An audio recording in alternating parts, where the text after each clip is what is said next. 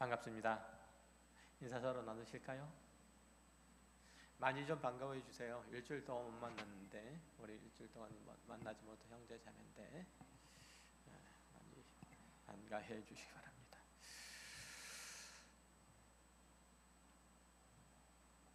우리는 그리스도의 공동체입니다. 늘 말씀드리지만 여기서 우리는 하나님의 나라의 백성으로서 살아갈 수 있는 그 연습을 합니다. 가정에서 연습하고 교회에서 연습하는 거죠. 가정은 최초에 하나님께서 세우신 하나님의 나라의 공동체이고 조금 더 나아가면 교회 공동체가 그렇습니다. 그래서 가정과 교회는 사실은 동일한 성격을 가지고 있는 확대된 가정으로서 우리 교회 공동체인 것이죠. 밖에 나가면 대면하는 그런 사람들이 아니고 형제요 자매, 그리스도의 피를 나눈 형제 자매라고 하는 거죠. 말씀드렸던 것처럼 우리는 한솥밥을 먹는 사람들이에요.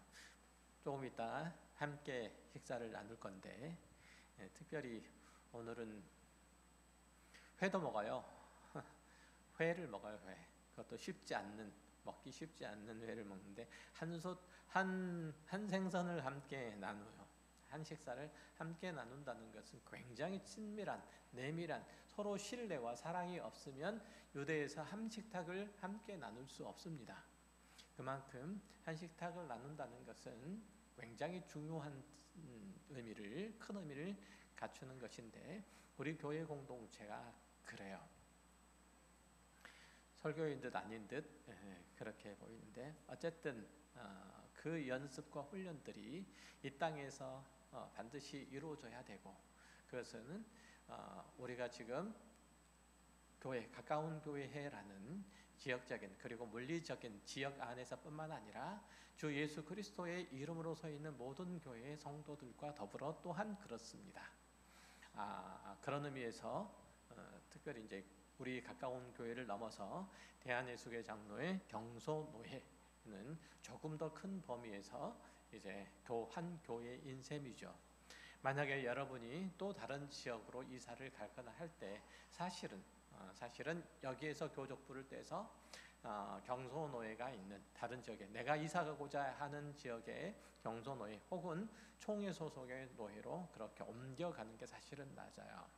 그렇게 한 교회인 거예요. 그렇게 적을 옮기는 게 아니고 이사를 가서 이제 지역을 옮기는 형태로 그렇게 가는 것이기 때문에 사실은 한 교회, 노예 자체가 한 교회예요. 우리가 8월 30날, 31일 날 경소노회 장년부 수련회를 하는데 그걸 경험하고 그걸 확인하는 작업으로서 수련회를 함께 하는 거예요. 수련회를 함께 한다는 것은 그래서 그 날은 장년들은 특별히 모두 다 참석해 주셔서 함께 그것을 확인하고 기뻐하는 시간들이 되었으면 좋겠어요. 물론 처음 보신 분들이라 약간 대면할 수도 있고 대면할 수도 있고 약간 불편할 수도 있지만 그걸 연습하는 거야. 그걸 훈련하는 거야. 교회는 그래요. 우리 가까운 교회 성도들도 마찬가지죠. 그걸 훈련하는 거예요. 나와 생각과 마음들이 여태까지 다른 사람들이 그리스도 예수라는 분의 이름으로 모여 한 삶을 나누어가는 자리니까 부부가 두 사람의 남녀가 모여서 부부가 되어 한 몸으로 살아가는 게 30년, 40년 동안 부대끼고 뭐 이렇게 해도 어렵고 힘든 상황이잖아요. 그렇죠. 그럼에도 불구하고 하나로 묶여져 가는 것처럼 하나로 모아져 가는 것처럼 우리 교회도 역시 마찬가지. 그러라고 부름을 받은 거야. 저는 제 집사람하고 얘기하기를 일도 맞는 구석이 없다고 얘기를 해요. 무슨 뜻이냐면 그만큼 하나가 되기가 힘들다는 뜻이죠. 그런데 하나님께서 왜 묶어주셨을까요? 빡세게 훈련하라는 거예요. 빡세게 연습하라는 거죠. 그걸 하는 것이 이제 우리가 하는 일들이에요. 하물며 교회 안에 공동체 안에 모든 형제와 자매들도 역시 마찬가지죠. 일도 맞는 구석이 없을 겁니다. 그럼에도 불구하고 한 형제 자매로 불러주셨다는 것은 빡세게 훈련하라는 뜻이에요. 전혀 그죠? 빡세게 훈련하세요. 자, 긍휼이라는 사전적인 의미, 그 의미는 불쌍하고 가엾게 여겨서 도와준다는 뜻입니다. 성경의 용례를 찾아보면 상대에 대해서 사랑하는 마음으로 축인히 여기거나 있는 그대로 받아주고 은혜를 베푸는 것, 있는 그대로 받아주고 은혜를 베푸는 것을 긍휼히 여기다라고 그렇게 성경은 얘기를 해요. 특히 이 단어는 부모가 자녀에게, 형이 동생에게 가지는 애틋한 정을 표시를 할 때 주로 써요. 본래 성경에서 긍휼이라고 하는 단어를 쓸 때는 이거는 하나님께만 적용되는 거예요. 즉 긍휼이라는 이 성품은 신성인 거죠. 특히 하나님께서 택하신 백성과 맺은 그 언약의 기초에서 그의 무한하신 사랑을 나타낼 때 그는 자비하시다, 긍휼이 많으시다라고 표현하죠. 하나님께서 택하신 백성 이스라엘은 그분과의 언약을 저버리고 파기했지만 그래도 하나님께서는 일방적으로 그 언약을 지켜내시며 택하신 백성들이 돌이키도록 그렇게 애를 쓰시고 선지자들을 보내시고 기다리시고 그리고 용서하시고 회복시키시고 하시는 그 계속적인 하나님의 일련의 사랑의 표현의 과정, 이것을 가리켜서 하나님의 긍휼이라고 얘기를 해요. 그런 의미에서 누군가를 긍휼히 여긴다는 성품은 원칙적으로는 하나님께만 수렴되고 신약에서는 이 땅에 임하신 그리스도 예수의 성품을 말할 때, 묘사할 때 자비롭다 혹은 긍휼이 풍성하시다라는 표현을 써요. 만약에 어떤 사람이 누군가를 긍휼히 여기는 마음, 성경에서 얘기하는 이 긍휼히 여기는 마음이 있다면 그것도 그가 스스로 만들어낸 성품이 아니라 그가 하나님 안에 있음으로, 하나님과의 사귐이 있음으로 인해서 소유하게 된 복된 상태나 증상을 말하는 것이지, 사람에게 원래부터 그 긍휼이라는 성품이 있다고 그렇게 적용하기는 어렵다는 거예요.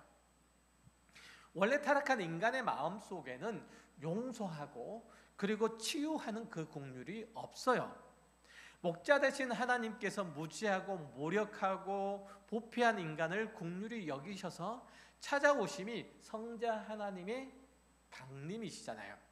목자 없는 양과 같이 유리하고 고생하며 또 우리 힘들어하는 우리를 보시고 그리고 불쌍히 여기셔서 친히 임마누엘 하신 이가 바로 그리스도 예수세요. 끊임없이 불신하고 불경하고 불충한 자들이지만 한없이 긍휼히 여기시고 조건 없이 사랑하시고 끝까지 용서하시고 온전히 회복해 하심으로써 인간을 새롭게 창조하실 때에 그 안에 비로소 깃들 수 있는 하나님의 성품이 바로 긍휼이에요. 예수님께서 12제자를 택하시죠. 그리고 그들을 따라 불러서 가르치는 내용들이 지금 누가복음 6장에 나타나 있어요. 마태복음에는 보통은 5장에서 7장까지 나타나 있는데 이 마태복음 5장에서 7장까지의 내용을 그것을 이름하여 뭐라고 그랬죠? 산상설교, 산상수훈이라고 그렇게 불렀죠. 거기에 비한다면 누가복음 6장은 평지설교라고 그렇게 불러요. 35절부터 37절까지 볼게요. 오직 너희는 원수를 사랑하고 선대하며 아무것도 바라지 말고 구워주라. 그리하면 너희 상이 클 것이요 또 지극히 높으신 이의 아들이 되리니 그는 은혜를 모르는 자와 악한 자에게도 인자하시니라. 너희 아버지의 자비로우심과 같이 너희도 자비로운 자가 되라. 비판하지 말라. 그리하면 너희가 비판을 받지 않을 것이요 정죄하지 말라. 그리하면 너희가 정죄를 받지 아니할 것이요 용서하라. 그리하면 너희가 용서를 받을 것이요. 여기에 이제 36절에 보면 너희 아버지의 자비로우심과 같이 너희도 자비로운 자가 되라 라고 하는 거죠. 긍휼, 자비의 성품의 표본은 누구시다? 아버지 하나님이신 거예요. 35절에서 원수를 사랑하라는 말씀과 37절에서 형제를 비판하지 말고 잘못한 자를 정죄하지 말고 용서하라 라는 말씀 사이에 뭐가 껴있어요? 아버지의 자비로우심과 같이 너희도 자비로운 자가 되라 라는 말씀이 지금 껴있는 거예요. 다시 말하면 원수를 사랑하는 것과 죄인을 용서해야 하는 그 근거를 하나님 아버지의 자비하심, 그 성품에서 찾고 있다는 점이에요. 긍휼히 여기시는 아버지의 성품을 담지 않으면 우리는 자기를 미워하는 자를 사랑할 수도 없고 자기에게 의도적으로 잘못한 사람을 용서할 수도 없어요. 의도적으로 잘못한 사람을 용서할 수도 없어요. 어떻게 7번씩 70번을 용서할 수 있을까요? 어떻게 의도적으로, 나한테 의도적으로 잘못했는데 그 사람을 용서할 수 있어요? 근데 용서하라고 하시고 그것은 하나님의 아들임으로 그렇게 하라고 하는 거죠. 1만 달란트의 빚을 졌음에도 불구하고 그 모두를 탕감받은, 긍휼히 여김받은 그 경험을 한 자만 다른 사람의 빚을 탕감해 줄 여지가 있다는 거예요. 하나님께 불쌍히 여김을 받음을 경험하지 못한 사람은 다른 누군가를 거꾸로 불쌍히 여기지 못한다는 뜻이에요. 말하자면 여러분 옆에 있는 형제와 자매를 불쌍히 여기고 용서한다, 혹은 불쌍히 여기지 않고 용서하지 못한다 하는 것은 곧 여러분이 하나님께 대하여 용서받은 경험이 있거나 혹은 없기 때문에 그러는 거예요. 누군가를, 내 옆에 있는 형제 자매를 용서하지 못하면, 끝까지 용서하지 못하면 내가 하나님께 용서를 받지 못했기 때문이에요. 내가 누군가를 용서했다면 나는 하나님께로부터 용서함을 받았기 때문에 그래요. 내가 하나님께로부터 1만 달란트 빚진 자로 서 있는데 100데나리온을 빚진 내 형제를 용서 못한다는 것, 말이 안 된다는 거죠. 왕에게 1만 달란트를 탕감받은 자가 어떻게 100데나리온의 빚을 진 옆에 있는 동료의 멱살을 잡고 옥에 가둘 수 있느냐고 그렇게 말씀하시죠. 이게 이제 하나님의 구원의 은혜, 그 능력을 경험한 자라면 반드시 그렇게 한다고 성경은 얘기를 하고 있어요. 이걸 확증해 주는 말씀이 로마서 8장에 나타나 있어요. 제가 읽어드릴게요. 5절 이하에 육신을 따르는 자는 육신의 일을, 영의 일을 따르는 자는 영의 일을 생각하나니 육신의 생각은 사망이요 영의 생각은 생명과 평안이라. 육신의 생각은 하나님과 원수가 되나니 이는 하나님의 법에 굴복하지 아니할 뿐 아니라 할 수도 없음이니라. 육신에 있는 자들은 하나님을 기쁘게 할 수 없느니라.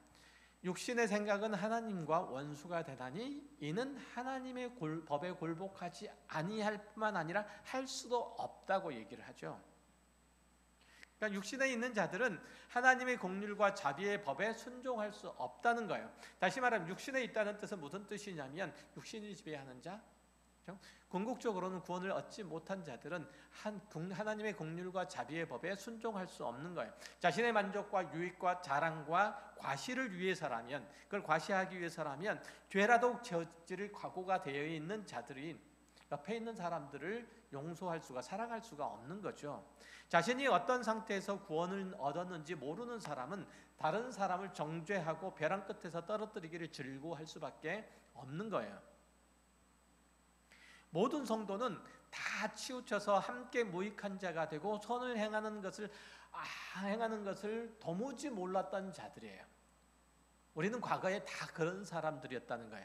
죄를 짓는 일이 밥 먹는 것보다 더 즐거운 일이었고 숨 쉬는 것들보다 더 자연스러운 일이었다고 성경은 얘기해요. 모든 사람이.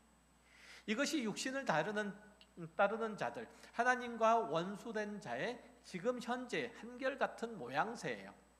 죄인인 우리가 어떻게 선한 꿈을 꿀 수 있고 어떻게 의로운 일에 대한 열망이 있을 수 있고 하물며 하나님의 긍휼을 입을 가능성이 있겠어요. 이런 절망적인 상태에 있는 우리를 찾아오시고 용서하시고 긍휼을 베푸신 분이 하나님이시다라고 말씀하시잖아요. 나를 미워하는 자에게 긍휼을 베풀고 원수된 자에게 사랑을 부으시는 일은 하나님의 영역이라는 거예요. 보이지 않는 하나님과 그분의 성품과 그분의 마음을 인간 가운데 나타내신 분이 바로 예수 그리스도시라는 거예요. 그 죄로 인한 죽음 외에는 다른 어떤 결말도 생각할 수 없는 우리 가운데, 세상 가운데 찾아오셨어요. 그리고 우리의 찬 빛이 되시고 생명이 되셨어요. 예수 그리스도세요.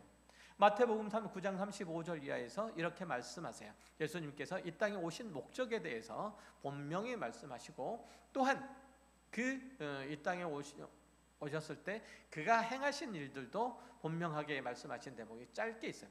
예수께서 모든 도시와 마을에 두루 다니사 그들의 회당에서 가르치시며 천국 복음을 전파하시며 모든 병과 모든 약한 것을 고치시니라. 무리를 보시고 불쌍히 여기시니 이는 그들이 목자 없는 양과 같이 고생하여 기진함이라. 우리는 목자가 없는 양과 같아서 사탄이 우리를 삼킬지라도, 죄악이 우리를 함몰시킬지라도 다른 대책이 없던 자들이었다는 거예요.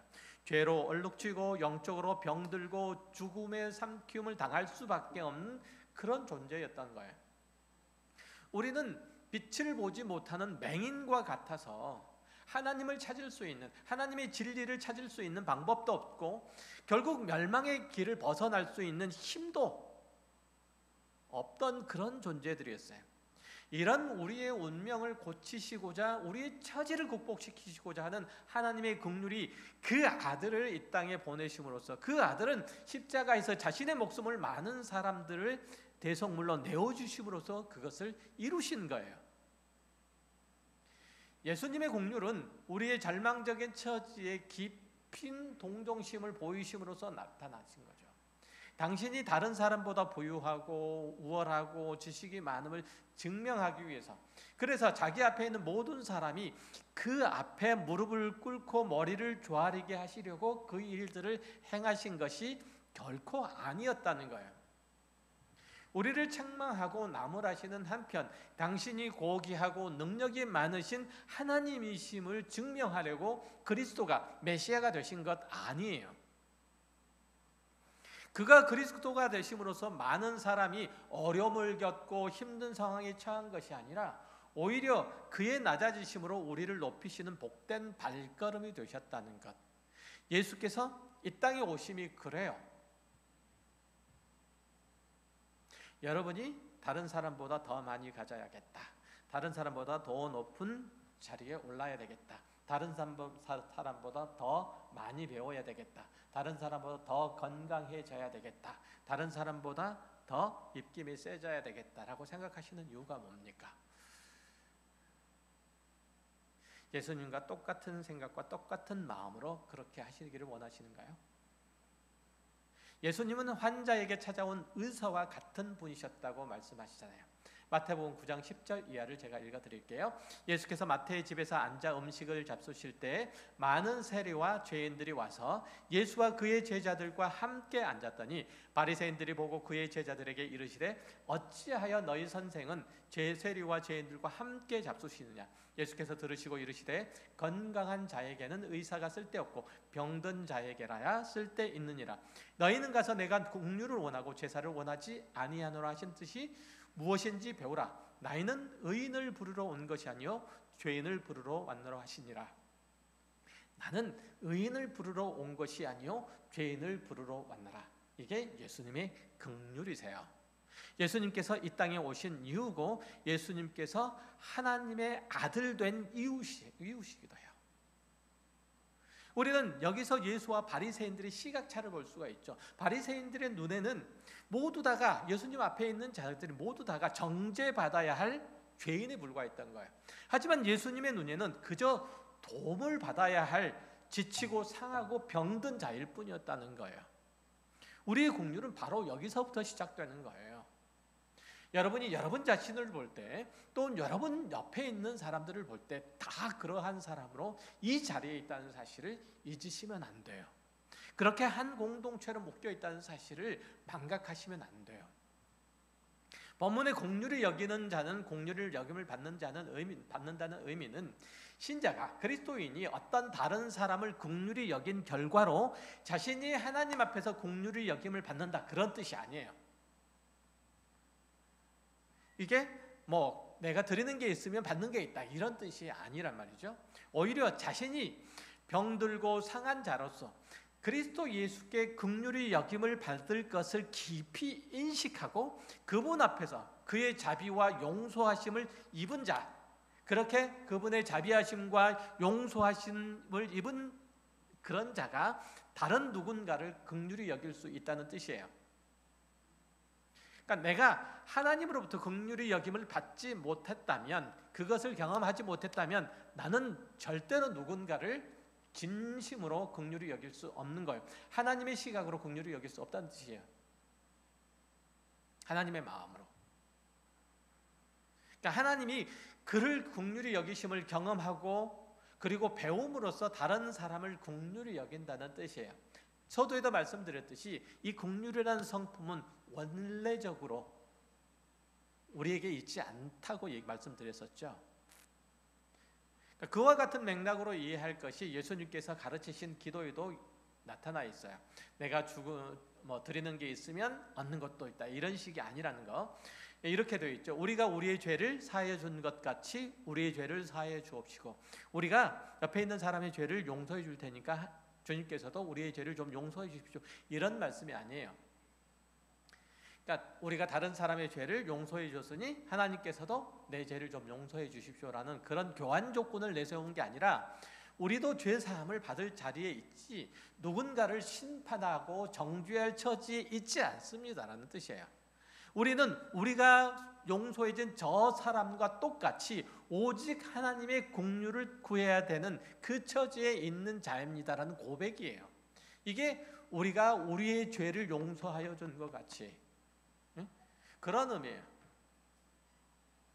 그러니까 우리가 죄를 지은 사람들의 죄를 용서해 준다는 것은 용서해 준 것 같이 나의 죄를 용서해 달라는 얘기는 그런 의미인 거예요. 내가 하나님의 용서함을 받아야 하는 존재인 것과 똑같이 저 사람도 똑같이 하나님의 용서함을 받아야 한 존재입니다 라는 뜻이에요. 그러니까 하나님께서 용서하지 않으면 내가 용서하지 않을 것입니다, 이런 뜻이 아니라는 거죠. 이에 대한 실제적인 예가 요한복음 8장에 나타나 있어요. 서기관과 바리새인들이 예수님을 공주에 빠뜨리고자 가늠하다가 현장에서 붙잡힌 여자를 끌고 오죠. 이들이 예수님께 말하기를 율법에는 이러한 여자를 돌로 치라고 했는데 그럼 선생님은 어떻게 하시겠습니까? 라고 질문하죠. 예수님은 뭐라고 말씀하시죠? 너희 중에 죄 없는 자가 먼저 돌로 쳐라 라고 말씀하세요. 자격이 있는 자가 그 여인을 정죄하라 라는 그런 의미예요. 그러니까 우리는 누구를 정죄할 때 보통은 그래요. 내가 누군가에 비난하고 정죄할 때 나는 이 문제에 대해서 당당하다라는 그런 마음이에요. 하지만 성경은 그렇지 않다고 얘기를 해요. 지난번에 그런 얘기 나왔었죠.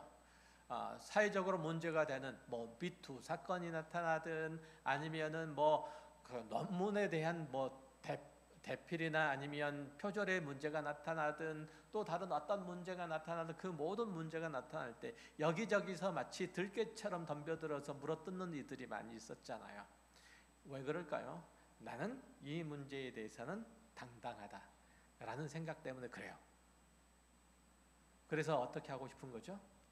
자기의 보이지 않는 죄를 감추고 싶은 거예요. 바리새인들의 당당함에 대해서 예수님께서 지적하는 바가 그래요. 너희 중에 죄 없는 자가 먼저 돌로 쳐라. 이 말씀을 우리는 늘 마음에 새겨야 돼요.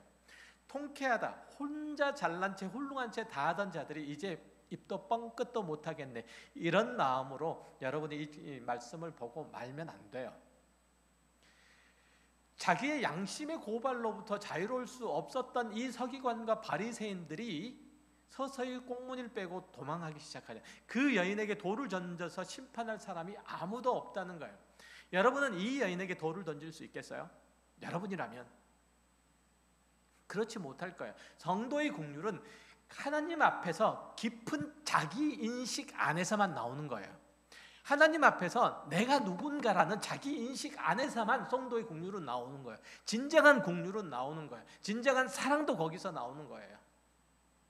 용서도 거기서 나오는 거예요. 내가 먼저 용서받을 사람입니다. 내가 먼저 하나님의 은혜를 입어야 될 사람입니다. 이 마음 없이는 우리는 누구도 용납할 수 없고 이해할 수 없고 공감할 수 없어요. 진심으로. 앞에서 심령이 가난한 것이나 애통하는 것이나 온유한 마음을 품는 거나 의에 주리고 목말라 하는 것들은 하나님 앞에서 성도된 넷째 증상이라고 그랬어요. 하나님의 구원의 은혜가 예수 그리스도의 생명의 빛이 그 안에 쪼여지면 이런 증상이 나타날 수밖에 없는 거예요. 이런 증상 앞에서 누군가를 긍휼히 여기는 거야. 이런 증상으로 내가 누군가를 긍휼히 여길 때, 그렇지 않다면 그 모든 증거들이 다 가짜예요. 누군가를 긍휼히 여기는 것 마찬가지예요. 야고보서 2장 13절에 이렇게 되어 있어요. 긍휼을 행하지 않는 자에게는 긍휼이 없는 심판이 있으리라.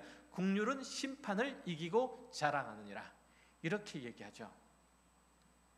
자기 자신에게나 타인에게나 있을 것 할 것 없이 긍휼히 측인을 여기고 그를 살피는 것, 그것은 성도의 참된 표지래요. 그 사람이 성도된 증거래요. 자신의 비참한 상태를 자각한 자가 그래야 하나님의 긍휼을 입을 수 있는 건데, 그렇게 된 자가 어떻게 다른 사람에게 돌을 던질 수 있죠? 아까 잠깐 언급했던 마태복음 18장에 있는 천국 비유에도 이 사실이 아주 뚜렷하게 나타나요. 천국은 그 종들과 회개하려 하던 어떤 임금과 같으니라고 시작해가지고 한 사람이 그 왕에게 1만 달란트를 빚졌는데, 하도 사정하는 바람에 이 왕이 이 종을 용서해줬다. 1만 달란트를 탕감해줬다.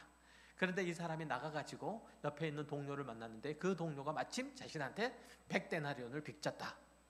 그런데 100데나리온 안 갚는다고, 지금은 못 준다고 하니까 멱살을 잡고 옥에 끌고 가서 가둬버렸다. 이런 얘기거든요. 그러니까 우리 그리스도인이 하나님께 어떤 존재라고요? 1만 달란트의 빚진 자라는 거예요. 도저히 헤아릴 수 없는 정도의, 갚을 수 없는 정도의 빚을 진 자들이에요. 우리 예수를 믿고 구원은 얻은 자가 바로 이런 처지에 있는 자들이라는 거죠. 그런데 그 하나님의 은혜를 누리고 있는 우리가 누구에게 너는 예수를 믿지 않는 나쁜 놈이라고 비난할 수 없다는 거죠. 또한 그런 죄를 저지른 너는 천하의 몹쓸 놈이라고 정죄할 수 없다는 거죠. 마태복음 18장 35절에서 예수님께서는 그래서 이거와 같이 덧붙여요. 그 뒷부분이 이제 아까 1만 달란트 빚진 자의 마지막 결론 부분이에요. 덧붙이는 부분이기도 하고, 제가 읽어드릴게요. 너희가 각각 마음으로부터 형제를 용서하지 아니하면 나의 하늘 아버지께서도 너희에게 이와 같이 하시리라. 이 비유의 요점은 다른 사람에게 용서해야 하는 너희가 누구인가 라는 거예요. 다른 사람에게 용서를 해야만 하는 너희가 누구인가. 다른 사람이 100데나리온을 빚졌는데 그 100데나리온 너한테 빚준 그 사람, 빚진 내가 누구인가? 그러면 그 사람에게 100데나리온은 내놔라 라고 얘기하려면 나도 1만 달란트를 갚아야죠. 갚아야 되는 거예요. 그 말씀을 하고 있는 거예요. 사실 인간보다 더 악하고 비참한 존재가 피조 세계에 어디 있을까요? 우리는 자기 결핍으로 인한 열등감을 이겨보려고 사실은 갖은 노력과 수단과 방법들을 다 동원해요. 외모에 대한 열등감이 있는 사람은 성형수술을 하든 어떻게 하든 예뻐 보이려고 애를 쓰잖아요. 경제적인 결핍으로 인해서 열등감이 있는 사람은 돈이 많은 사람들 앞에서 벌벌 떨고 돈을 벌려고 수단과 방법을 다 안 가려요. 보세요. 열등의식, 그거는요, 또 다른 뒤집어 놓으면 이거는 교만이에요. 열등의식을 가진 사람은 그 열등의식의 원인이 되는 것이 극복이 되면 그걸 가지고 교만 떨어요. 그렇지 않습니까? 또 다른 한 면이에요. 내가 얼굴이 지극히 못생겼어요. 성형수술을 열심히 해가지고 예뻐졌네? 그러면 얼굴 잘생긴 거 이거 가지고 교만 떨어요. 그러려고 성형수술을 하는 거예요. 다른 것도 다 마찬가지예요. 다 마찬가지예요. 사람이 그래요. 몇 년 전에 보험금을 노리고 남편을 물에 빠져서 죽게 한 아내와 내연남이 무기징역, 징역 30년 이렇게 처해졌대요. 이들이 항소심에도 불복해가지고 대법원에 상고를 했어요. 그래서 이제 확정된 거예요. 형이 기각돼가지고 형이 확정된 건데, 이제 한 사람은 30년, 한 사람은 무기징역을 받았어요. 그 두 사람이 그 여자의 남편을 죽이기 위해서 시도한 엽기적인 행각, 이거 보면은 정말 이게 고개가 절로 흔들어질 정도예요. 이런 사람을 보고 인면수심, 사람의 형체를 지녔으나 짐승이라고 하는데, 짐승들이 그 말 들으면 되게 기분 나빠할 거예요. 몹시 기분 나빠할 것 같아요. 사실 사람은 짐승 이하의 생명체예요. 욕설을 일상어차로 사용하는 지역에서 나고 자라다 보니까 어릴 적에 저 같은 경우는 험상궂은 말들을 되게 많이 듣고 자랐어요. 그때는 그 뜻을 잘 몰라서 그런가 보다 했는데, 나중에 알고 보니까 입에 담기 힘든 말을 그때 많이 했어요. 아마 저희 지역에서 이제 낳고 자라신 분들은 공감하실 거예요. 이 육시럴로마, 육시라는 게 결국은 그러잖아요. 이미 죽은 사람의 무덤을 헤집고 그 시체를 꺼내서 곤장을 치고 목을 베거나 교수용을 시키는 그런 잔인한 방법이에요. 한 번 죽은 사람 또 죽이는 거예요. 이 오살롬이라는 소리 많이 들어보셨어요? 오살롬이는 목, 다리 이렇게 아주 5부분을 잘라 죽인다는 뜻이에요. 능지처참하고 비슷한 건데, 어쨌든 5조각으로 나눠서 죽일 놈이란 뜻이에요. 이런 섬뜩한 욕들을 누구에게 했냐면요, 가장 쉽게는, 가장 가깝게는 아들, 딸에게 했어요. 저희 집에서는 안 그랬지만 옆에서 그런 얘기를 하도 많이 들었어요. 옆에 있는 그 엄마가 아들한테 이 육실을 놈 하는 소리를 되게 많이 들었어요. 이 자다가 호랭이 물어가 죽을 놈아, 이런 얘기도 듣고요. 하여튼 별의별 얘기 다 들었어요. 많이 들으셨죠? 공감이 돼요. 인간이기 때문에 오히려 짐승보다 악독한 일들이 얼마나 많이 하는지 몰라요. 야생에 사는 맹수들은 사냥할 때를 제외하고는요, 치명상을 안 입혀요. 숫사자들이 영역싸움을 할 때 보통은 상대가 절명하라고 목덜미 물어뜯지 않아요. 이것들이 사냥할 때는 달라요. 다른 동물을 사냥할 때는 가급적이면 단번에 절명을 시켜요. 어디 인간을 제외하고 먹을 거 가지고 장난치는 동물을 보셨어요? 배부르면 그만이에요. 배부른 사자는 절대로 다른 생물들을 해치지 않는데요. 그러나 우리는 충분히 많은 것을 가지고 있으면서도 다른 사람을 해치는 게 가능해요. 단지 재미있다는 이유로, 단지 기분 나쁘다는 이유로 일명씩도 없는 사람을 죽이시잖아요. 뉴스에 나오잖아요. 인간이니까 가능해요. 타락한 죄인이 드러내는 악함이 그건 거예요. 그 잔혹함이 우리 안에 있다는 사실을 아셔야 돼요. 요한복음 11장에 보면 오라비의 죽음 앞에서 우는 마리아와 그 죽은 나사를 보고 마음에 통분히 여기시고 민망히 여기시는 이 예수님의 모습이 나타나 있는데요, 예수님이 통렬한 슬픔을 느끼시는 그 자리에, 그 대상에 우리가 있다는 걸 기억하셔야 돼요. 우리는 엄마 말씀을 잘 안 듣고 오랫동안 물놀이 하다가 감기 몸살에 걸린 정도가 아니라 반드시 그 시체를 불태워 없애야 될 치명적인 질병에 놓여 있는, 그 질병에 걸린 사람들이에요. 인간이라는 존재는 도저히 고쳐낼 방법이 없는 절망적인 운명에 처해 있던 자들이었어요.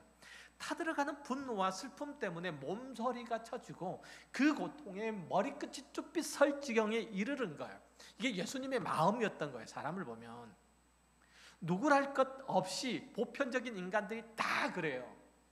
다 그래요. 제가 자주 말씀드렸듯이 배운 사람은요, 굉장히 세련되게 못된 짓 해요. 그렇죠? 보세요. 뉴스에 나오는 배운 사람들 보세요. 얼마나 못된 짓 많이 하는지. 아주 세련되게. 못 배운 사람들은요, 지랄맞게 못된 짓을 해요. 결론은 똑같아요. 못된 짓. 인간이라는 존재는 하는 짓으로 보면 용서할 수 없어 죽어마땅한 존재들이에요. 우리가 멸시하는 심지어 개나 돼지들조차 안 하는 짓들을 서슴지 않게 하고요, 그러고도 뻔뻔하게 서 있는 게 인간이라는 사실이에요. 이걸 자각하는 게 필요해요. 제가 무슨 욕하려고, 여러분을 기죽이려고 이런 말씀을 드리는 게 아니고, 인간이라는 보편적인 존재들이 그러하다는 거예요. 나는 성실하고 양심적으로 사는데, 나는 다른 누군가를 돕고 나쁜 짓 안 하고 사는데, 이렇게 말할 필요가 없어요. 그럴 만한 환경이 만들어지면 누구나 악한 행위를 앞장서서 해요. 수많은 유태인들을 학살했던 그 열차가스실, 열차가스실을 고안했던 아돌프 아히히만이라는 사람이 아실까요? 이 사람이 지극히 평범한 사람이었어요. 지극히 평범한 공무원이었어요. 그런데 그가 아무런 생각 없이 그런 일들을 했던 거예요. 아무런 생각 없이 얘기하기를 그가 아르헨티나 어떤 그 자동차 만드는 부품 공장에 숨어 있다가 거기서 잡혔거든요. 전범에 이제 재판소에 넘겨졌는데 재판정에 섰을 때 그가 뭐라고 한 줄 아세요? 전 잘못이 없습니다. 저는 지시받은 업무를 열심히 했을 뿐입니다라고 말했어요. 아무 생각이 없이 그런 일들을 했다는 거예요. 인간의 무지와 무능력과 무감각이 이렇듯 무서운 거예요.